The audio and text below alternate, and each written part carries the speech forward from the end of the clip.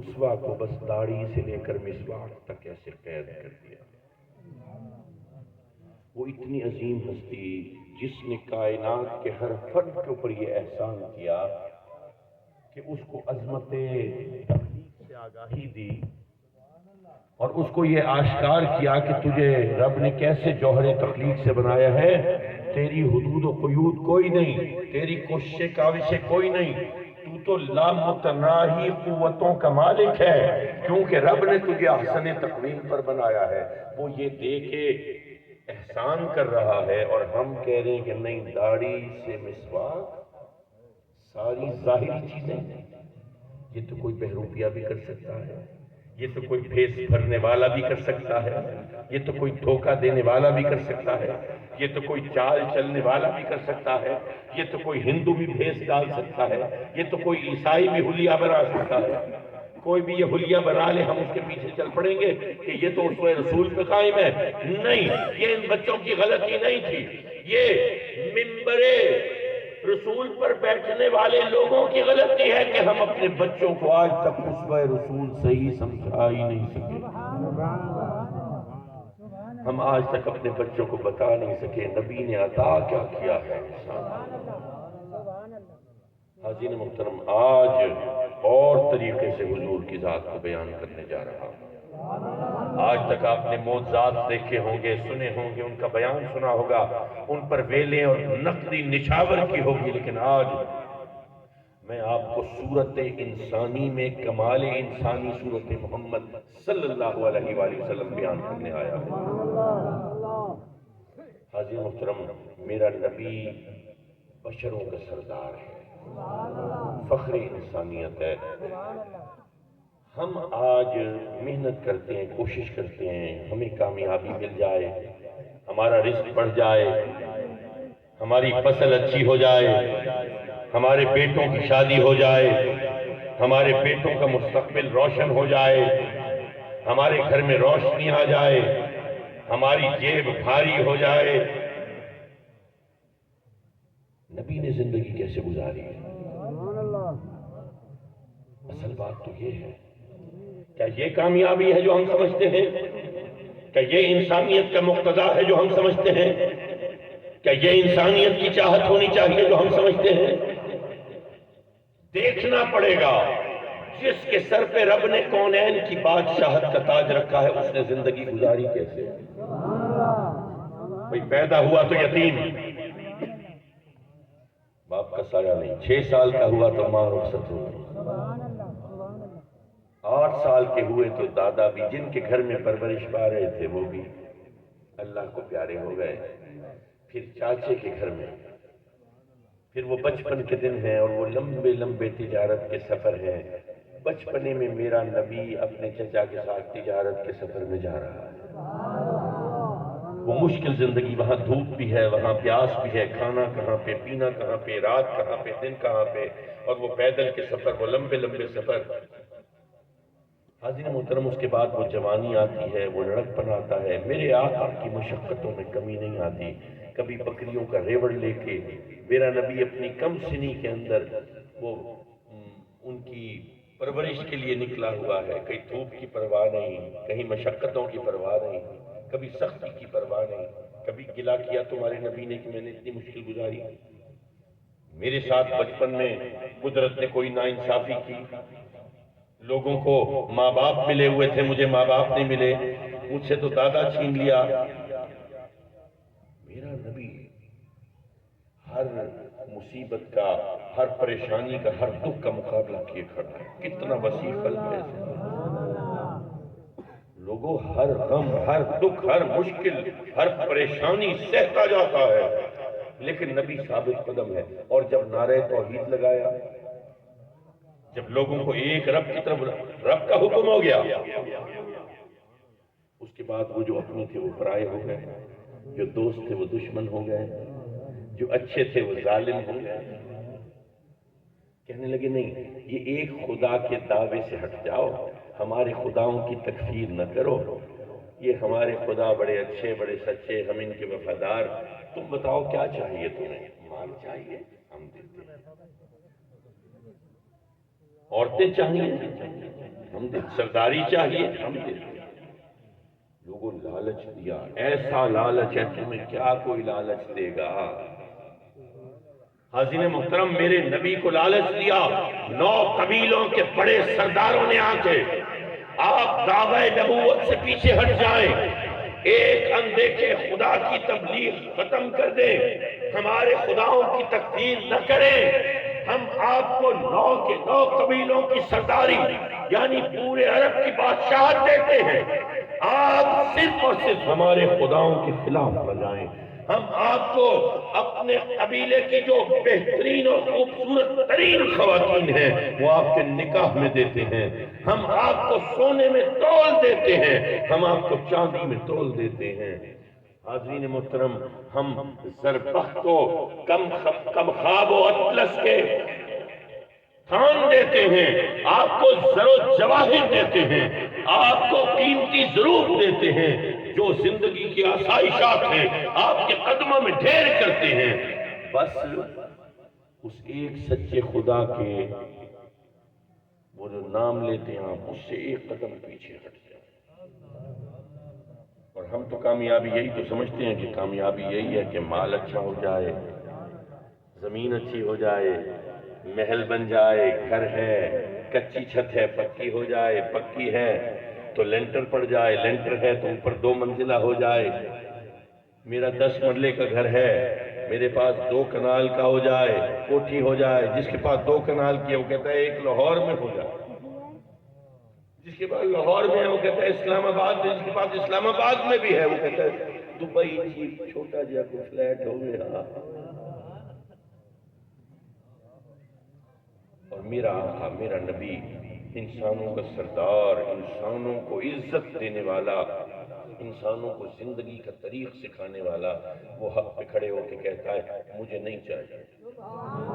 مجھے نہیں چاہیے۔ حالانکہ مشکلیں جھیلی ہوئی ہیں، غربت میں سارا بچپن گزرا ہے، بکریاں چرائی ہیں، کبھی سفر کیا ہے تجارت کا، بچپن سے ہی جو اپنی کما کے کھانے کا عادی ہے وہ کھڑا ہوا ہے، وہ کہتا ہے میرے ایک ہاتھ پہ سورج رکھ دو، ایک ہاتھ پہ چاند رکھ دو، یعنی جو دولتیں سورج کے اندر ہیں وہ بھی دے دو، جو خزانے چاند میں چھپے ہیں وہ بھی دے دو، پھر بھی میں اپنے قول سے پیچھے ہٹنے والا۔ لالچ تو ٹھوکر مارتی، پیسہ مال، اور یہ ٹھوکر مارنا کیا ہے؟ یہ در حقیقت آنے والے لوگوں کو، انسانوں کو یہ بتانا ہے دیکھو یہ عظمت انسانی کی نفی ہے کہ انسان لالچ میں آ کے اپنے نفس کی خواہش پوری کرے اور جو سچائیوں سے پیچھے ہٹ جائے۔ یہ چھوٹی بات ہے، انسان کو زیب نہیں دیتی، یہ انسان کی تعظیم کے خلاف ہے کہ حق کو چھوڑ کے کسی چھوٹی بات میں لالچ میں آ کے پیچھے ہٹ جائے،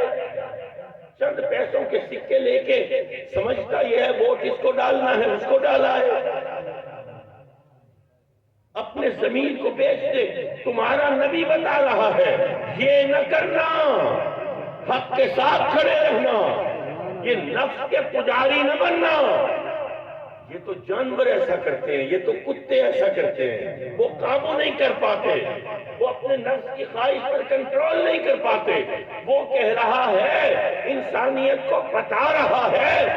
تم عظمت مخلوقات پر فائز ہو، تمہیں رب نے ایسے بنایا ہے، تم چاہو تو اپنی خواہش کو تابع کر دو، اپنے نفس کے غلام بننے کے بجائے نفس کے اوپر حاوی ہو جاؤ، نفس کو اپنا تابع کر لو، اپنا غلام بنا لو۔ پھر سلسلہ شروع ہوتا ہے خوف کا اور ظلم کا، کیونکہ یہی 2 ہتھیار ہوتے ہیں۔ آپ جس علاقے میں رہنے والے ہیں آپ سے زیادہ میری بات کون سمجھے گا؟ کہیں پہ لالچ دیا، کہیں پہ خوف اور ظلم کیا۔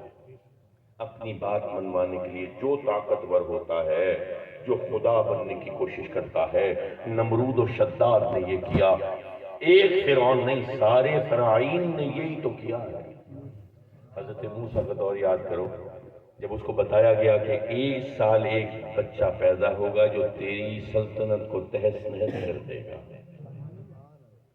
اس نے اس سال جتنے بیٹے پیدا ہوئے جس جس کے گھر میں ہوئے اتنا ظلم کیا، ان کو تہہ تیغ کیا، ان کے گلوں کو کاٹا، ان معصوموں کے خون سے اپنے ہاتھوں کو رنگا، لیکن وہ کتنا بڑا خدائی کا دعوے دار کیوں نہ ہو، تیری حکومت کتنی زبردست کیوں نہ ہو، لیکن جو احکم الحاکمین ہے اس کو دیکھ، جس بچے نے تیری حکومت کو تہس نہس کرنا تھا اس بچے کو تیرے ہی محل میں پلا کے جوان کر دیا۔ ایک ہی بچہ بچا، ایک ہی بچہ بچا، اس کو تیرے ہی محل میں پلا کے اس نے جوان کر دیا۔ دیکھو خدا سے چکر نہیں۔ آج جتنے ظالم، جتنے غاصب، جتنے نمرود، جتنے وقت کے شداد اور جتنے وقت کے فرعون ہیں، ان کے لیے پیغام ہے کہ نہیں، ظلم کا راستہ اور لالچ کا راستہ اختیار نہ کرنا، لوگوں کو دبانے کی کوشش نہ کرنا۔ نبی لوگوں کے اندر کے جوہر کو نکھار رہا ہے، لوگوں کو برابری تقسیم کر رہا ہے۔ کہیں پر حبشہ کا بلال غلام، بھئی ہمارے کہیں ہم نوکر ہوتے ہیں، آج غلامی نہیں ہے، آج نوکری ہوتی نہیں، دا نوکر تنخواہ کی دیجئے بچ پاتی کو مظاہرہ تھی یا ایویں ہوں دے نا، غلام دے کوئی حقوق کہہ نہیں ہوں دے، وہ کوئی حقوق کہہ نہیں، ان کو مارو، قتل کرو، ان کی کھال کھچو، کوئی عدالت ایسی نہیں ہے جہاں پہ غلام کہہ سکے جی میرے ساتھ ظلم ہوا ہے، کیونکہ اس کی کوئی حقوق ہی نہیں ہے۔ تو میرا نبی